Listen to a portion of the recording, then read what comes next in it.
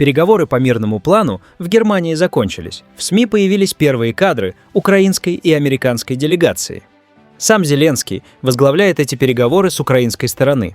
Пока детали неизвестны, но в интернете появились громкие слова Зеленского. Эти заявления прозвучали как гром среди ясного неба. Его сделали не в студии и не с трибуны, а на ходу, по пути в Берлин. В последние часы перед визитом Владимира Зеленского в Германию в СМИ появилось его обращение. Речь шла о самом болезненном, о потенциальном мирном договоре с Россией. Формулировки были осторожные, но смысл ясен. Киев впервые за долгое время демонстрирует готовность обсуждать то, что еще вчера Зеленский считал табу. С самого начала украинским условием, а точнее, правильнее сказать, желанием, было вступление в НАТО, потому что это были бы реальные гарантии безопасности. Такой вектор некоторые партнеры из Соединенных Штатов Америки и Европы не поддержали. Сегодня двусторонние гарантии безопасности между Украиной и Соединенными Штатами Америки, а именно гарантии уровня вроде 5-й статьи НАТО со стороны США для нас, а также гарантии безопасности от европейских коллег и других стран, Канады, Японии и других, для нас являются возможностью не допустить новой волны российской агрессии. И это уже компромисс с нашей стороны.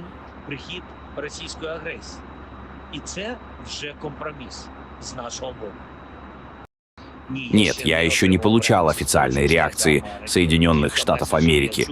Несколько месседжей я слышал через нашу переговорную команду, но я получил все сигналы и готов к диалогу, который начинается уже сегодня. Сегодня у нас в Берлине украинско-американский день. Безусловно, у меня будет отдельная встреча с канцлером Мерцем и, вероятно, вечером встречи с некоторыми европейскими лидерами. Плана, который понравился бы всем, не будет. Безусловно, в том или ином формате документа есть много компромиссов. Последние комментарии и изменения по плану мы уже направили Соединенным Штатам Америки.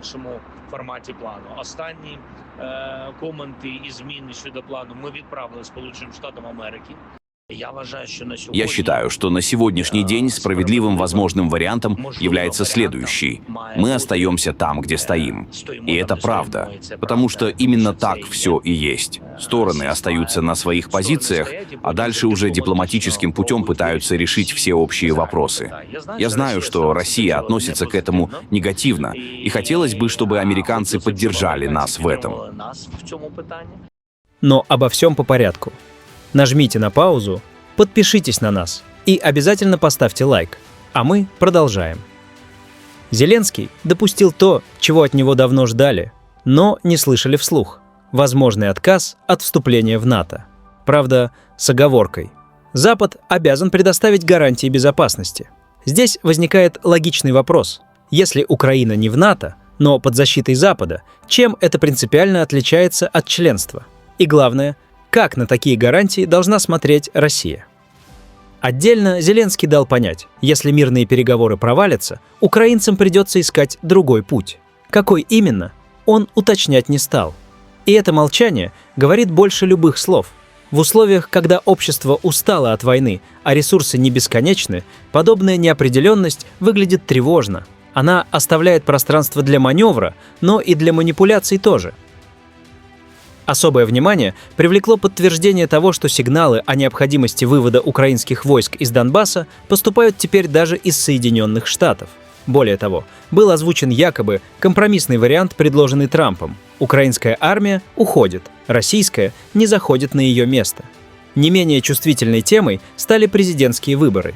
На их проведении настаивают и Москва, и Вашингтон, и это редкий случай совпадения интересов. А по конституционному устройству Украина – это не парламентская и не президентская республика, а президентско-парламентская. Что это означает? Это означает, что все органы власти, они формируются президентом, включая, там, все считают, что это демократическое общество. Так может быть устроено государство. Все назначаются президентом. И все военачальники назначаются президентом, все министры назначаются президентом, и все губернаторы назначаются президентом. Там нет выборности. Но если первое лицо нелегитимное, вся система власти становится нелегитимной. Почему я это говорю? Нам все равно, кто ведет переговоры, даже если это действующий глава режима. Я даже готов встречаться. Но если это будет какой-то завершающий этап, чтобы не сидеть там и что-то делить бесконечно, так, а поставить точку. Но точку надо, подпись должна стоять легитимных властей. Иначе это, знаете, придет следующий и скажет, и выбросит это все в помойку. Ну так же нельзя, мы же серьезные вопросы решаем. Зеленский заявил, что не держится за президентское кресло и готов к любому исходу. Однако в это верится с трудом.